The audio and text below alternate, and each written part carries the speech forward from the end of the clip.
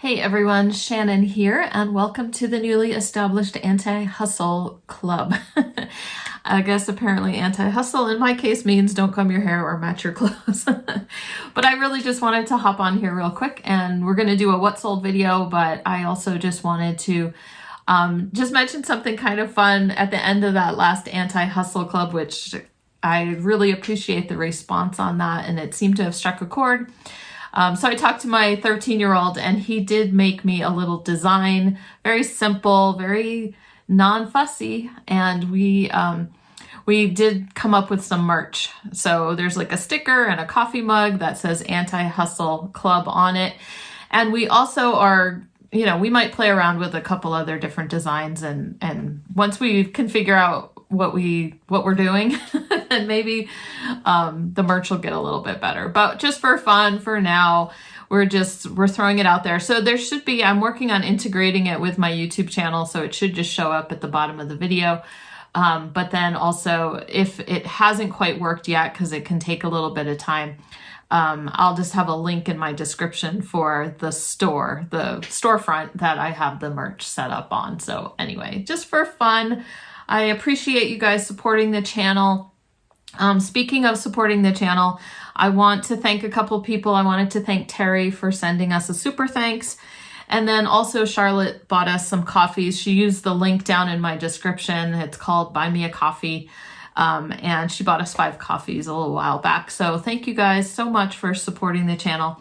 Of course, all of you support all the time by watching and by liking and commenting and things like that. That also helps us out as well.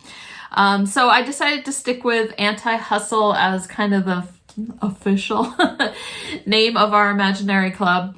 And so sorry, I have like a message from my son popping in, so it distracts me for a second. But that's life. And but we looked up the phrase anti-hustle, Mr. Pish Posh did, and it basically is like a word that means exactly what we're looking for. It's actually a movement, an anti-hustle movement where people are looking for intention, living their life with more purpose and slowing down.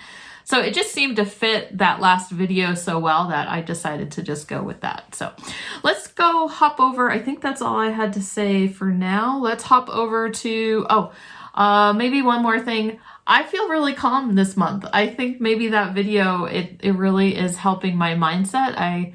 I'm not beating myself up over what I feel like I'm not getting done. So that's really like good. And I've been fairly consistent.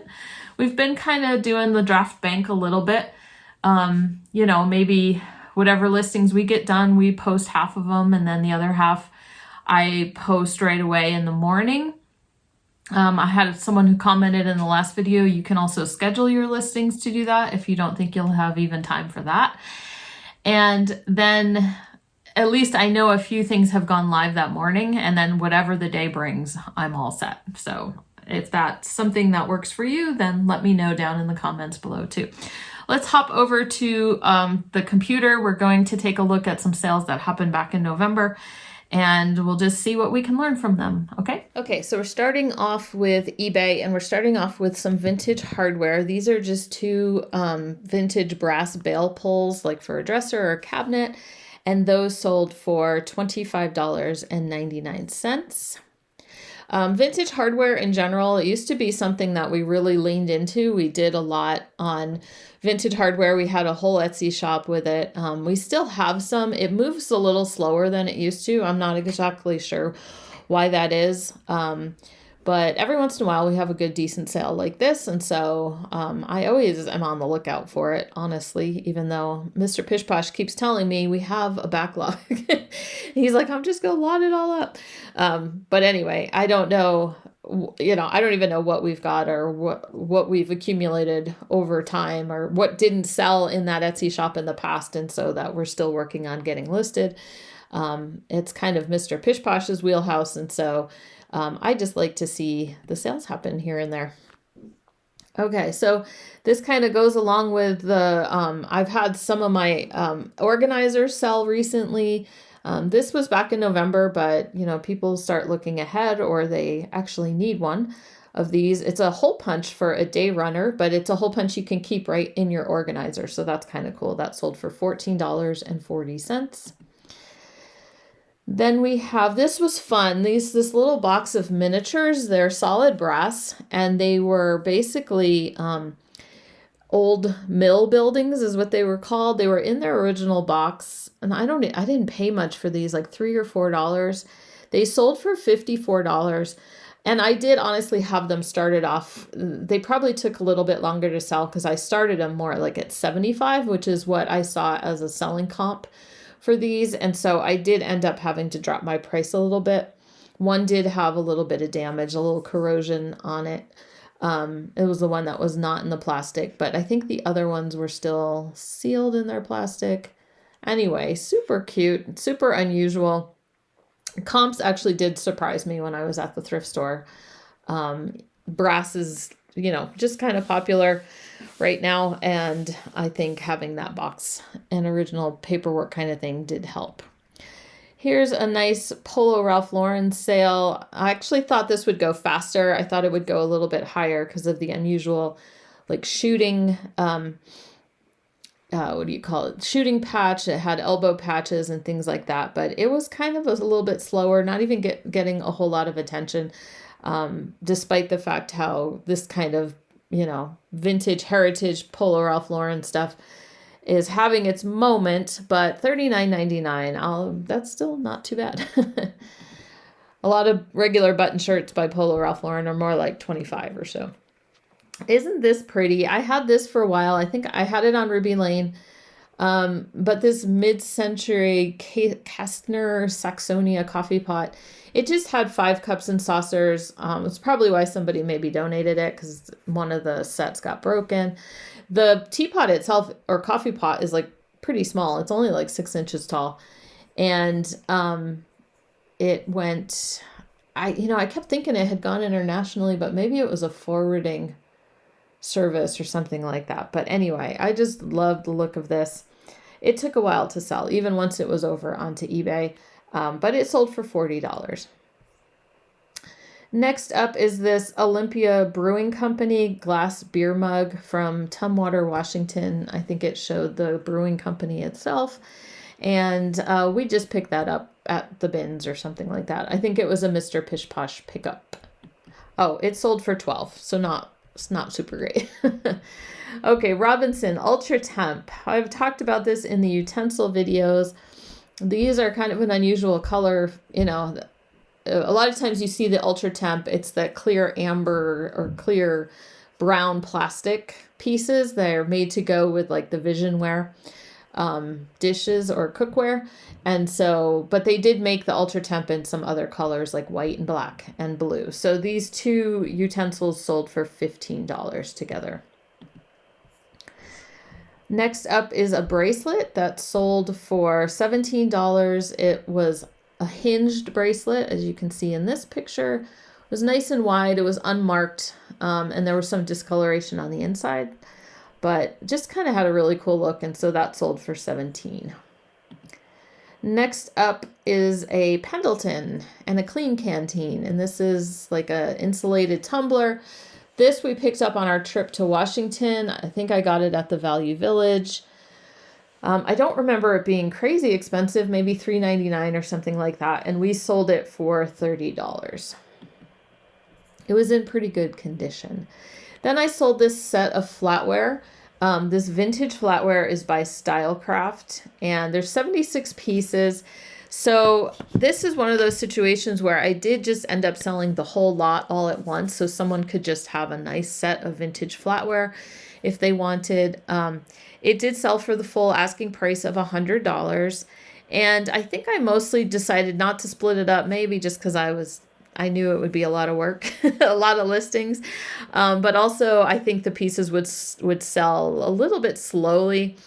But in this case, there's a service for 12, plus there's some extra pieces in there too.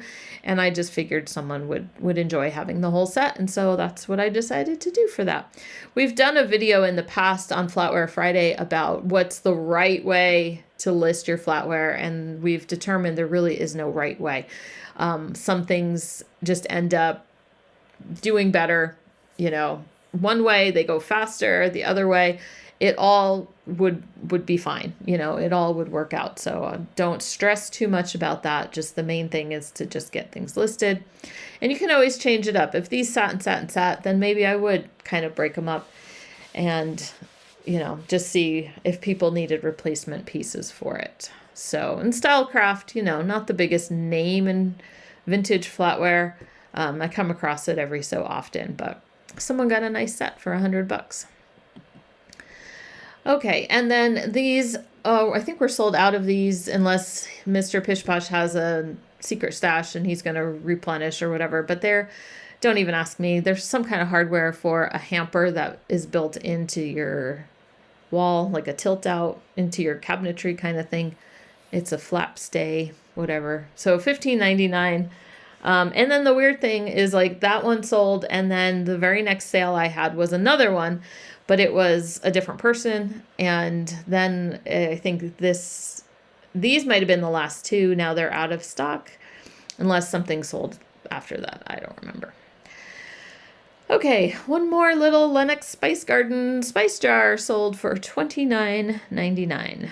So still accumulating, or my little stash of these is dwindling. I am not quite sure. Mr. Pish Posh has them stored somewhere, but I think there's only maybe 5 or 6 left out of the set that I bought. And then we have some mid-century modern flatware that is just marked stainless Japan. It was just black handled, very simple, very minimalist.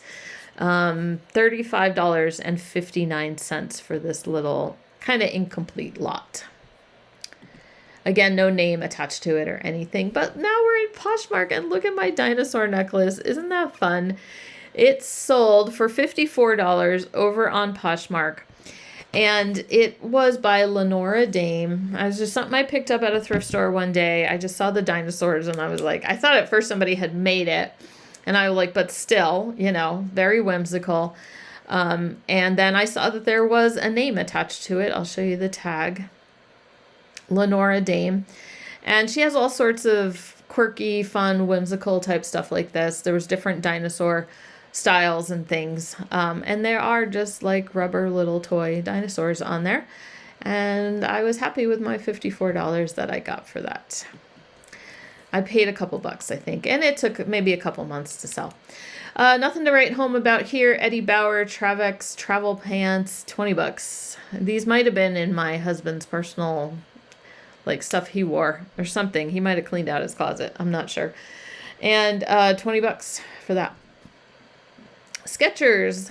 It's kind of like Clark. Skechers have kind of become a little bread and butter, under the radar, kind of plentiful at the thrift stores. If I buy them super cheap, like at our bins clearance store, and they're in good shape, then I'll pick them up. And shoes for us seem to be kind of like we sell a bunch and then we don't sell so much, and then we sell a bunch and don't sell so much. So these sold for $30. I thought that was a good price for those. As you can see, they were in very good condition. Next up is a Starbucks tumbler from 2005 from Japan, Tokushima. And it's a tumbler. It's their older style. Stuff like this used to do so well. Like it would have been a no-brainer like 10 years ago. But sometimes bolos are kind of hard to let go of. Be on the lookout. Things to look for when you're thrifting to resell. And sometimes they're hard to let go of when you do come across something that you sold so many of in the past. But sometimes you have to just move on. Okay, so $20 for that. Not bad, but it took like a year or more maybe to sell that. And then more vintage on Poshmark. Not a great price for these. They were kind of unusual picoware or something, magnesium metal. I got these on a trip one time, and I probably paid too much. I'm sure I just kind of broke even on these. They were just so unusual, and I like the design of them, but just not as much demand. So I'm trying to also remember to put that vintage home goods, put it over on Poshmark, because sometimes that's where I'm moving things that I was having a hard time selling anyplace else. Go figure. Okay, nice little Carhartt sale. I picked this up at one of our thrift stores, and I don't think they priced it as high because of all the embroidery and personalization that was on here. So if you look at it, has a picture of Montana. It's got some other flags, state and country, I think. And then the back, big old Montana on the back. I think I paid $15 or less for this. Like for our thrift stores with their Carhartt jackets, that it was like a very reasonably priced thing. It might even have been 20 and I paid 10. I can't remember. I'm sure I made note of it at the time somewhere, but anyway, it did sell pretty quickly once it got moved over to Poshmark.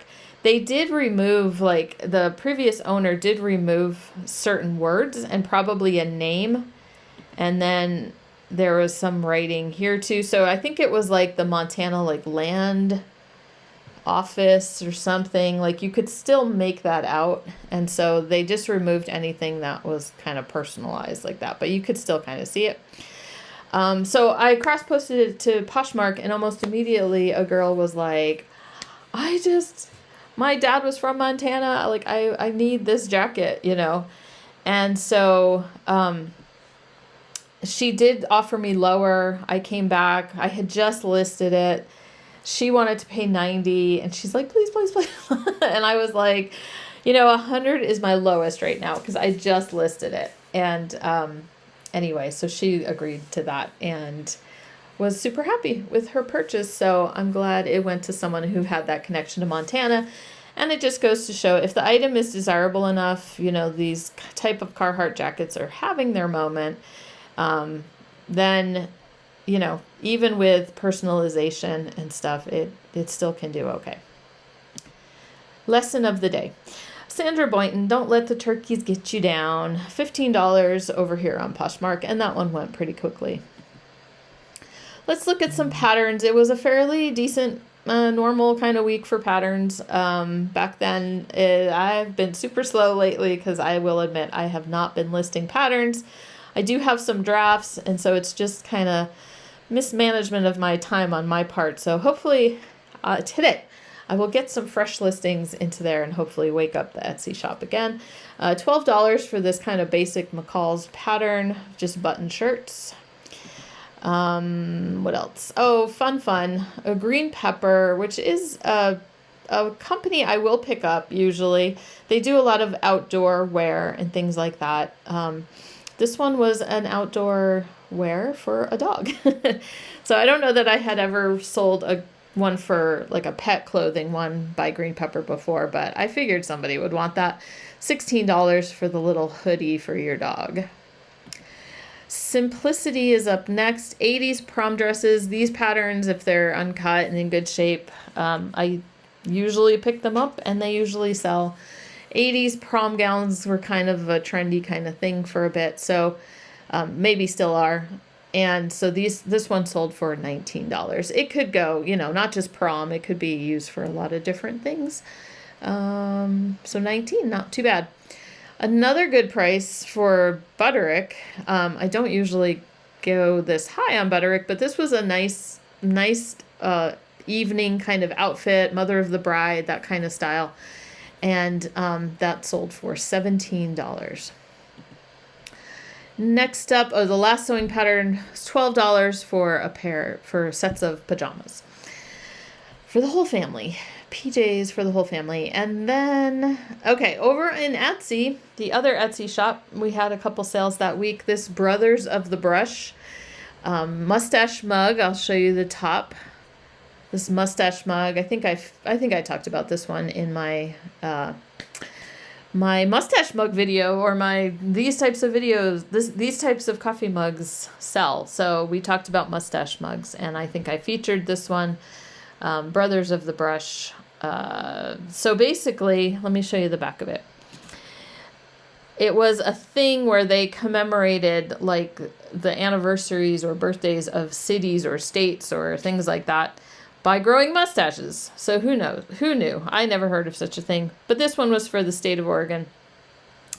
1859. So it probably came out, and this mug is from 1959. And anyway, it's got a fireman with a big mustache on it. $29 is what that mug sold for.